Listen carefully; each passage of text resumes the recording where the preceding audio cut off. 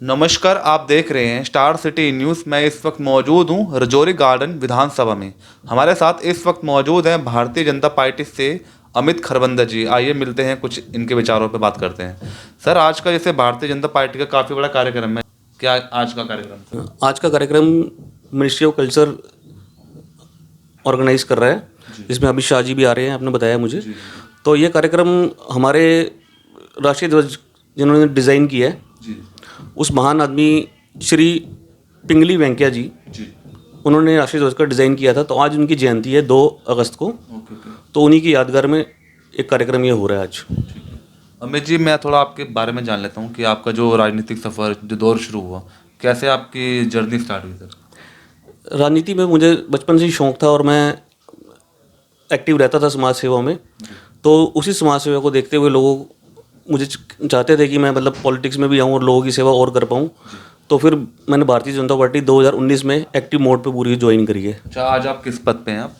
आज मैं रजौरी गार्डन मंडल में, पश्चिमी दिल्ली में रजौरी गार्डन मंडल में मंत्री की पोस्ट पे हूँ। अच्छा, आप जो सेवा दे रहे हैं, ये प्लेटफॉर्म आपका राजनीतिक है या इसके अलावा और किसी भी प्लेटफॉर्म में काम कर रहे हैं? इसके अलावा कई संस्थाओं से भी जुड़ा हूँ। बीएमसी फाउंडेशन, हमारी आरडब्ल्यू होगी, एफडब्ल्यू होगी, इनके साथ भी जुड़ा हूँ। सामाजिक, दिल्ली पुलिस के साथ भी मिलकर हम काम कर लेते हैं। तो सामाजिक कोई भी काम होता है राजनीति के अलावा भी, और सांस्कृतिक कार्यक्रम में भी हम जुड़े हुए हैं किसी संस्थाओं से, मंदिरों से। तो जो सेवा हो पाती है हम करते हैं। कोरोना काल में हमने ऑक्सीजन जैसे शॉर्टेज थी, उसके लिए हमने जाके गुड़गांव, मनेसर से ला के लोगों को सिलेंडर भरवाए हैं जितने कर पाए सेवा। और आसपास जो लोगों को खाने पीने की समस्या थी, तो उस पर थोड़ा वर्कआउट किया है।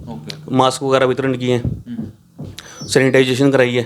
और पार्टी की जो भी नीतियाँ होती हैं, क्या उस चीज़ पे भी आपकी भागीदारी रहती है सर? हाँ, पार्टी का कोई भी काम आता है तो हमारे लिए सबसे पहले वो बहुत ज़रूरी है। तो अपने परिवार को भी छोड़ के पार्टी के काम सबसे पहले प्राथमिकता पे मैं सोचता हूँ कि होना चाहिए वो। अच्छा, आपका पश्चिमी जिला कैसा चल रहा है इस समय सर? पश्चिमी जिला बहुत बढ़िया चल रहा है। हमारा जिला अध्यक्ष सचिन भसीन जी बहुत अग्रेसिव मोड पे और अच्छे मोड पे सब कार्यकर्ताओं को साथ लेकर काम करवा रहे हैं सबसे। और बहुत अच्छा युवा है वो, और उनका स्पीड ऑफ एक्शन बहुत फास्ट है। सर, आप जैसे जुड़े हैं राजनीति में, क्या समय आपका परिवार भी जुड़ा हुआ सर? हाँ, मेरा परिवार भी जुड़ा हुआ है। मेरी धर्मपत्नी मोनिका खरबंदा वो भी जुड़ी हुई है, और वो इस समय पूरी एक्टिव है। वो महिला मोर्चा में महामंत्री है रजौरी गार्डन मंडल में। सर, बढ़ती महंगाई पे आप कुछ कहना चाहेंगे? लगातार महंगाई, ऊपर से जीएसटी जो बढ़ा दी गई है अभी, इस पर कहीं ना कहीं व्यापार पे या महंगाई पर असर पड़ रहा है इसका? देखिए, ये अगर अपोजिशन का मुद्दा है, जीएसटी बढ़ गया और ऐसा, अब सीधी सीधी बात है, चोरी रुक रही है इससे।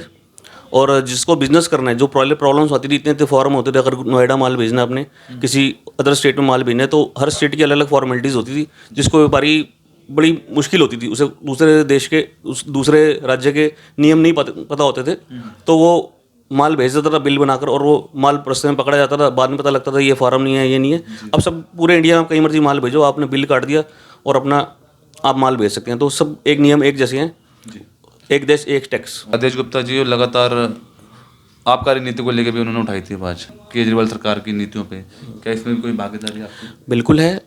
हमने कितने ठेके जहाँ लोग परेशान थे, हमारे पास कंप्लेंट्स लेके आते थे, हमने अध्यक्ष गुप्ता जी के नेतृत्व में उन्हें बंद करवाया है। और अभी हाल ही में हमारे टैगोर गार्डन मेन मार्केट में, जहाँ पूरे शॉपिंग कॉम्प्लेक्स है, एक 2008 में भी वहाँ ठेका खुला था, उसको भी पहले बंद कराया था लोगों ने। तब मैं उस मोड पर इतना एक्टिव नहीं था, पर अब दोबारा ठेका खुला है, जिसके पास स्कूल, मंदिर, गुरुद्वारे और एजुकेशन हब्स हैं पूरे। तो वो अब ठेका हमने बंद कराने के लिए पूरी मुहिम की थी भाई, उसमें लॉस के हिसाब से भी और प्रदर्शन करके भी हमने। और वो ठेका अब तो खैर पूरी दिल्ली में ही बंद हो गए हैं दोबारा। अच्छा अमित जी, जैसे आपकी पश्चिमी दिल्ली लोकसभा है, यहाँ से सेकंड टाइम जीते हैं प्रवेश वर्मा जी, कुछ उनके काम बताइए कुछ उनके। प्रवेश जी के काम तो बताने की मुझे लगता है आवश्यकता नहीं है, इतने काम उन्होंने क्षेत्र में किए हैं। तो पूरे कोविड काल में अगर कोई एक सांसद अगर मुझे नज़र आया, क्योंकि आम आदमी पार्टी तो पूरी तरह विफल हो गई थी, और उनके तो जितने भी प्रतिनिधि हैं वो तो कोविड काल में नज़र ही नहीं आए किसी को। तो हमारे प्रवेश जी ने फिर पूरी बागडोर संभाली पश्चिमी जिले की, और उन्होंने लगातार ऑक्सीजन कंसनट्रेटर और अपना मतलब जान पे जिस टाइम में सब अंदर छुपे थे, तो बाहर निकल के उन्होंने पूरी सेवा करी है। पूरी लोगों कंधे से कंधा लगाकर खड़े हुए हैं प्रवेश जी। अच्छा अमित जी, जैसे कि भारत की जो भी महिला दलित समाज से बनाई गई राष्ट्रपति द्रौपदी मुर्मू जी, क्या उनको आप मैसेज देना चाहेंगे सर? मैं उनको यही मैसेज देना चाहता हूँ, पहले तो मैं बहुत बहुत शुभकामनाएं देना चाहूँगा उनको कि आज उन्होंने राष्ट्रपति की पद पे बैठे हैं और बहुत मतलब गरिमामय पद है ये, और उनको मैं बहुत बहुत शुभकामनाएं देना चाहूँगा, और मैं बहुत उम्मीद लगा के बैठे हैं सारे उनसे, तो भविष्य में अच्छी मैं कामना करता हूँ उनके लिए। अच्छा अमित जी, जैसे नगर निगम चुनाव होने थे जो पोस्टपोन्ड हो गए हैं सर, अभी जैसे 3 से जो 1 होगा, तो क्या व्यवस्थाएं लगता है आपको बदलेंगी कुछ? बिल्कुल बदलेगी। अगर केंद्र ने कुछ सोच समझ के ही फैसला लिया है, तो जो निगम में फंड्स की समस्या आ रही थी और दिल्ली सरकार और एमसीडी के बीच में टकराव रहता था जो, तो वो अब धीरे धीरे ख़त्म हो जाएगा, क्योंकि वहाँ से फंड मिलता नहीं था केजरीवाल सरकार से। और एक मेयर से क्या लगता है सर, दिल्ली में व्यवस्थाएं पूरी होंगी सर? बिल्कुल होगी सर, बिल्कुल होगी। सर 3 से नहीं हो पा रही हैं, जो 3 भागों में जो बटा हुआ है? 3 में तो सर प्रॉब्लम थी ना, तभी तो फिर 1 की है। 3 में तो एमसीडी को फंड नहीं मिलता था, और केंद्र भी कहाँ तक फिर करे, तो इसलिए इससे क्या लगता है इतना बड़ा 250 वार्ड कवर हो पाएंगे? बिल्कुल हो जाएंगे सर। पहले भी तो होते थे, ये तो बाद में शीला दीक्षित के राज में फिर 3 किए थे, उससे पहले 1 से ही चल रहा था। आप संदेश देना चाहेंगे कुछ अपने दर्शकों को? मैं यही संदेश देना चाहूँगा कि हमें इस समय जिस देश पोजीशन पे है, तो बहुत बढ़िया राइज करेगा आने वाले समय में मोदी जी के नेतृत्व में। हमें पूरा विश्वास रखना चाहिए, और छोटी मोटी चीज़ों को थोड़ा सा नज़रअंदाज भी करना चाहिए कि जीएसटी 1 रुपये चीज़ महंगी हो गई और सस्ती हो गई तो इशू नहीं बनाना चाहिए। थोड़ा सब्र के साथ, हमें विश्वास के साथ अपने नेतृत्व पे, आज पूरा संसार, पूरा विश्व मोदी जी को अपना नेता मान रहा है, आपको पता है इस चीज़ का।